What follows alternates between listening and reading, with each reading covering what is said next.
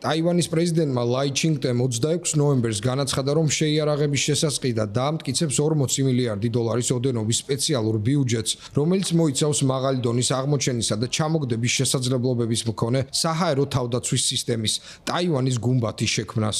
ბიუჯეტი 8 წელზე 2026 წლიდან 2033 წლამდეა გათვლილი.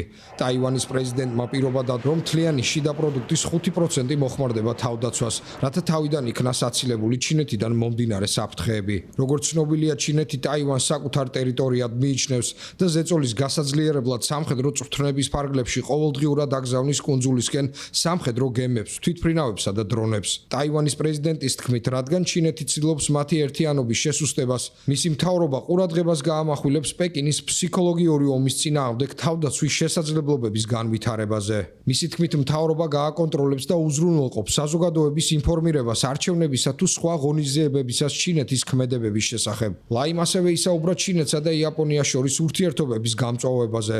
ქვეყნებს შორის ვითარება მას შემდეგ დაიძაბა, რაც იაპონიის პრემიერ-მინისტრმა სანაე ტაკაიჩიმ ამთვის დასაწყისში განაცხადა, რომ იაპონიამ შესაძლოა საკუთარი თავდაცვის ძალებით უპასუხოს თუ ჩინეთი ტაივანს თავს დაესხმება. განცხადებას ჩინელი დიპლომატებისგან მუქარი შემცველი პასუხი მოჰყვა. ვითარება უკიდურესად რთულია, ორივე ქვეყნის საგარეო საქმეთა სამინისტრო ერთმანეთს დაუპირისპირდა.